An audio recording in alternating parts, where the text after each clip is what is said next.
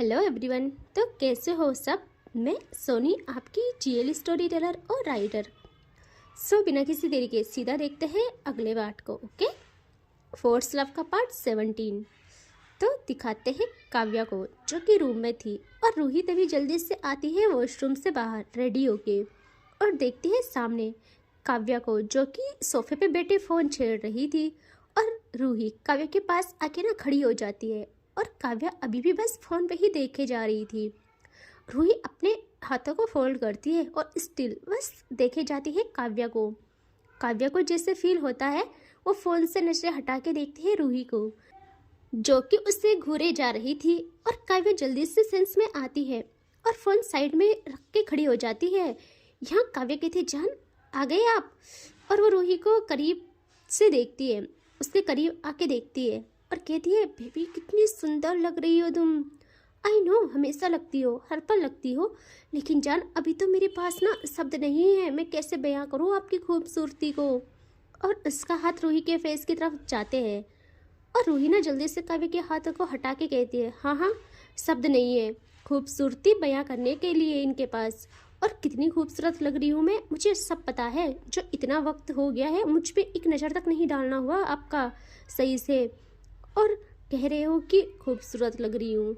और अब ना ये मक्खन वाली बातें करने की कोई ज़रूरत नहीं है। जहाँ लगे थे ना अभी तक फ़ोन पे वहीं रखो अपनी नज़रों को।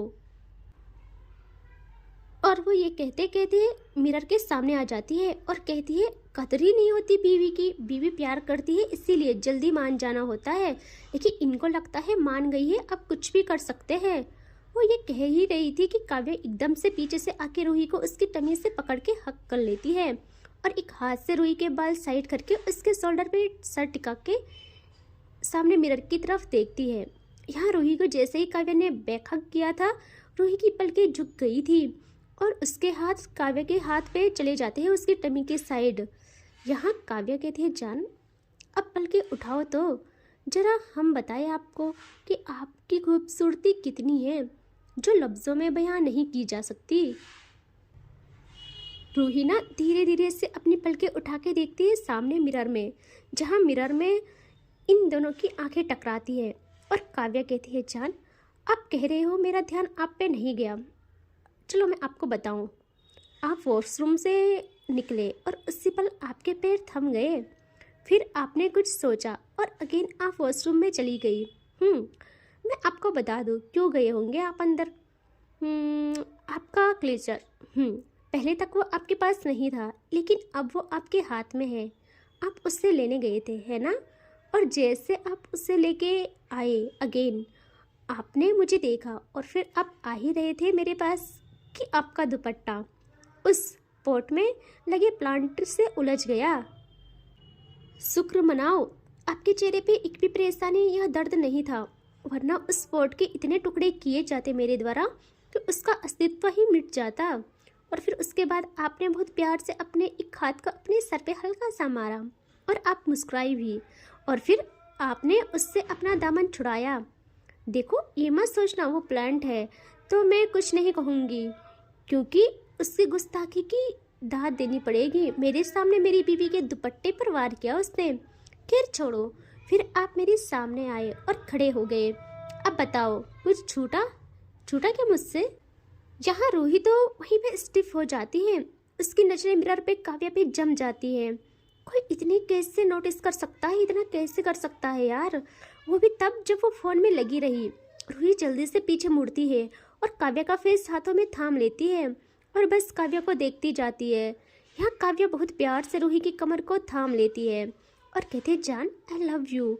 और वो अपना हाथ सामने ड्रेसिंग टेबल में ले जाती है जहाँ सिंदूर रखा था। काव्या बहुत प्यार से वहाँ से सिंदूर लेती है अपने हाथ में और रूही की आंखों में देखते हुए उसकी मांग भर लेती है। रूही भी इसीलिए वहाँ आई थी, उसे अपना श्रृंगार पूरा करना था। रूही की आंखें बंद हो जाती है उसी पल।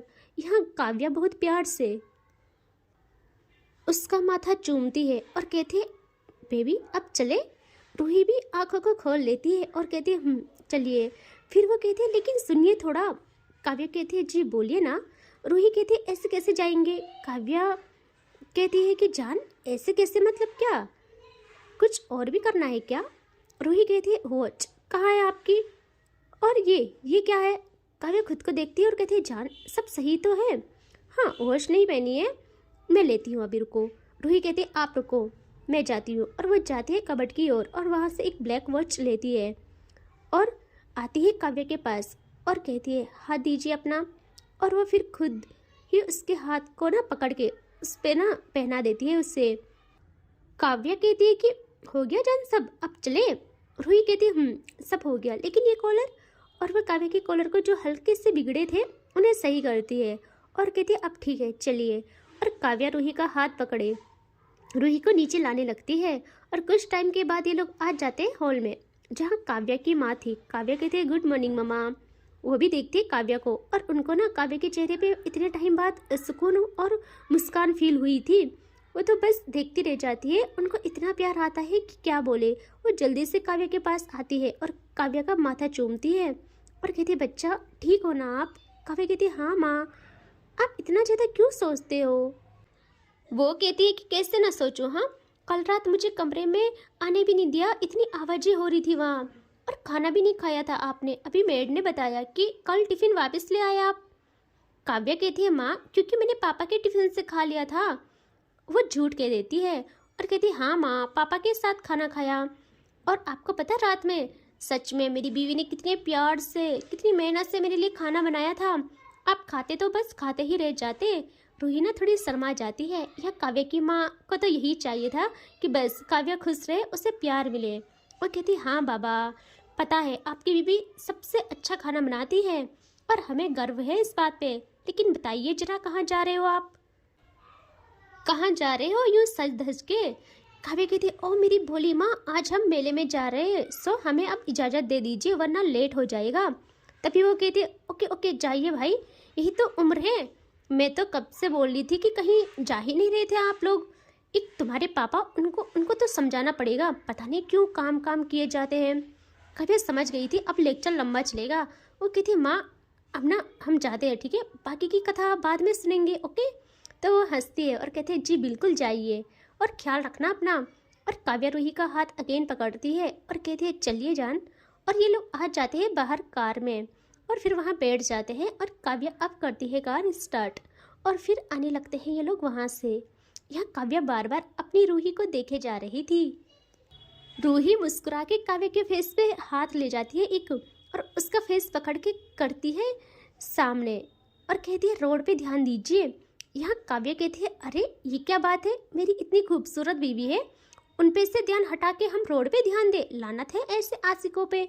रूही कहती है ये तो बोले ही मत कि ध्यान नहीं देते आप, भाई हर चीज़ बारीकी से नोटिस करते हो आप, मुझे तो लगता है आपने मुझ पे कैमरे फिट किए हैं। काव्या कहते किया है ना आपके दिल में, जो मेरे दिल तक हर पल हर सेकंड का सिग्नल भेजता रहता है।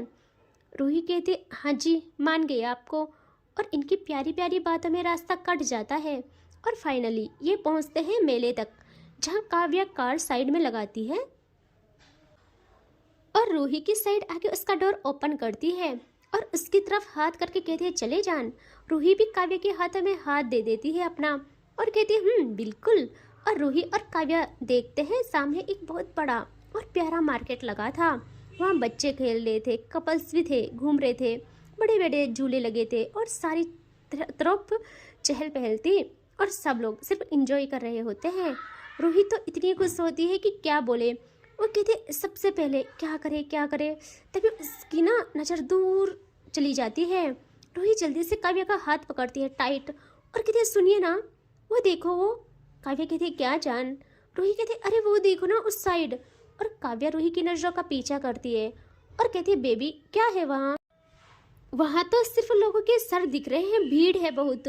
रूही कहते हे भगवान वो देखो ना वो, और वो फिंगर पॉइंट करती है और कहती है वो देखो ना वहाँ।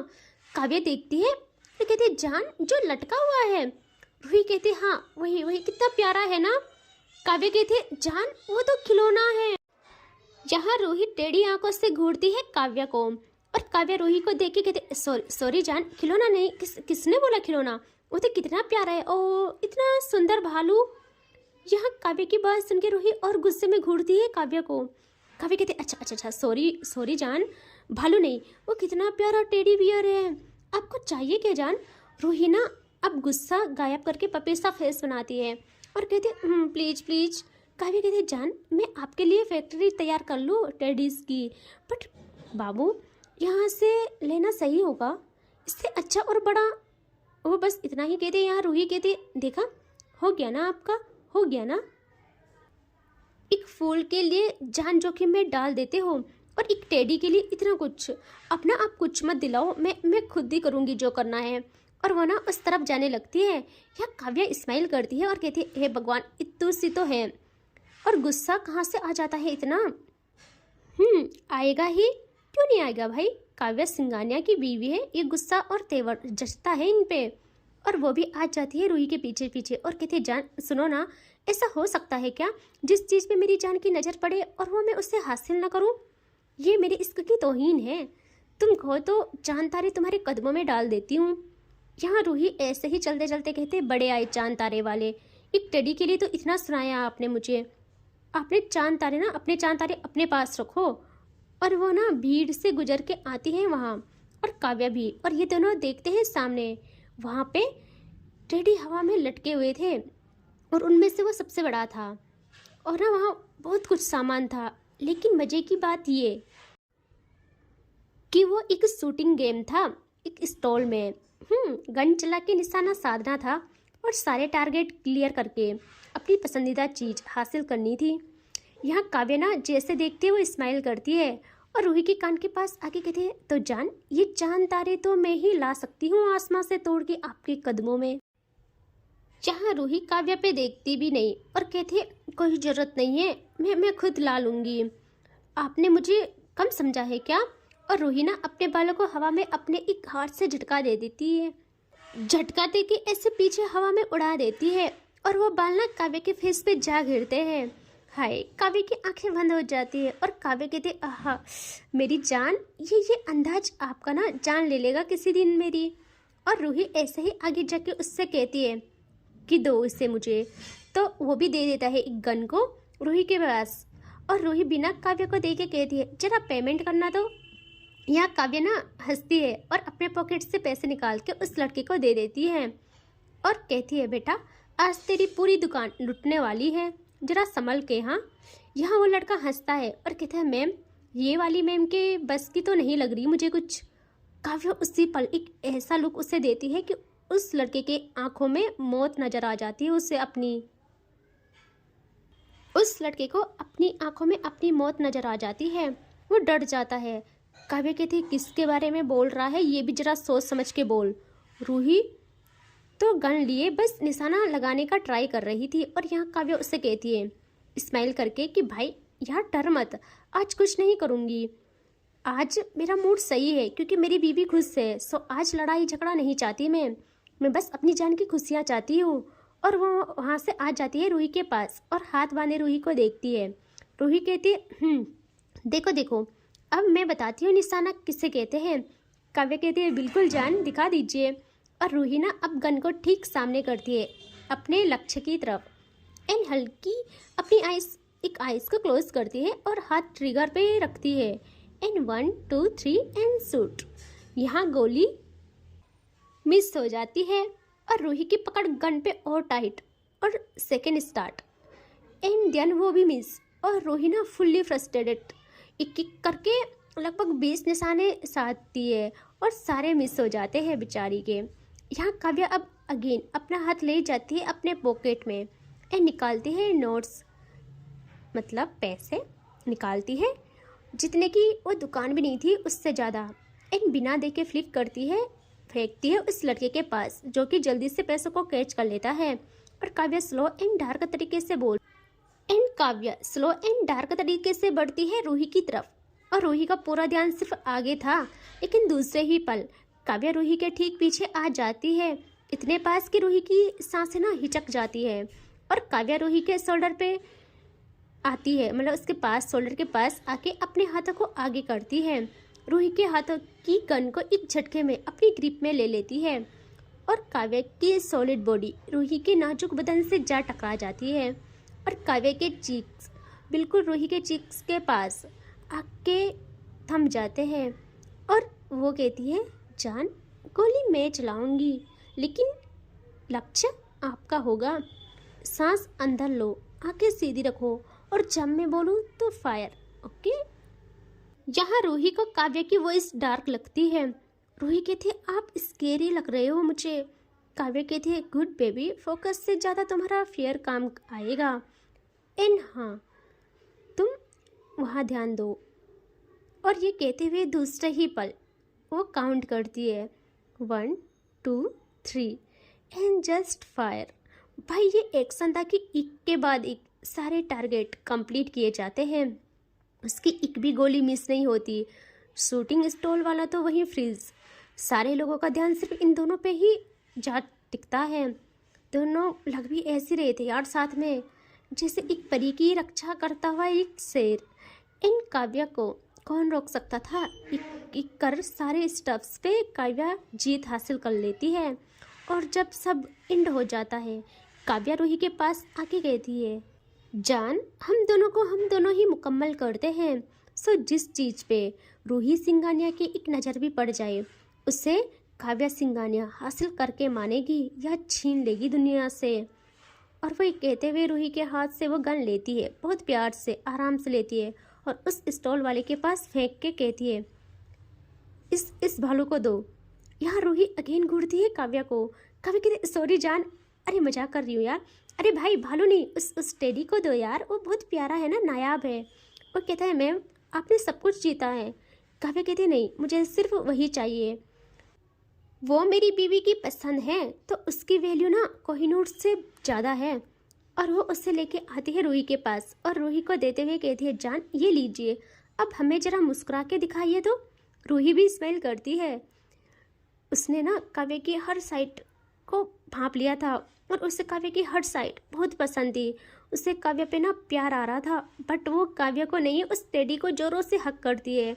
यहाँ काव्या कहती है बस बस जान, अगर इतना प्यार करोगे फिर मुझे इसको ठिकाने लगाना पड़ेगा। यहाँ रूही देखती है काव्या को और कहती कुछ भी, हाँ टेडी से भी जेलिसी।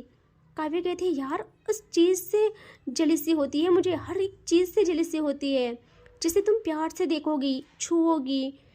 मुझे ना बर्दाश्त नहीं है तुम्हारा प्यार, तुम्हारा सब कुछ सिर्फ मेरा है।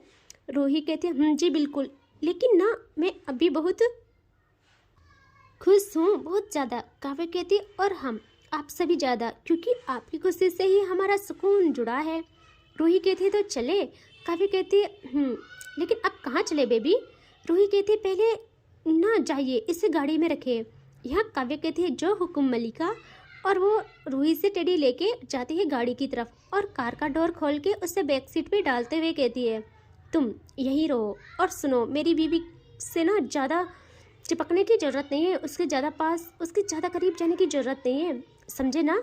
और स्माइल करके डोर लॉक करती है एंड वहाँ से चली आती है। यहाँ हमें दिखाते हैं रूही को जो जाती है, वहीं पास में आइसक्रीम का स्टॉल था। रूही जल्दी से वहाँ जाती है, बट उस पे ना कोई दूर से नज़र गड़ाए हुए था।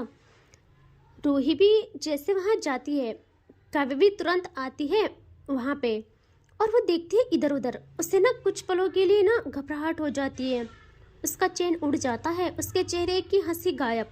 लेकिन दूसरे ही पल उसके कानों में आवाज़ आती है सुनिए ना, इधर हूँ मैं, यहाँ देखिए। और काव्या जल्दी से मुड़ती है पीछे और अब उसकी सांस में सांस आती है।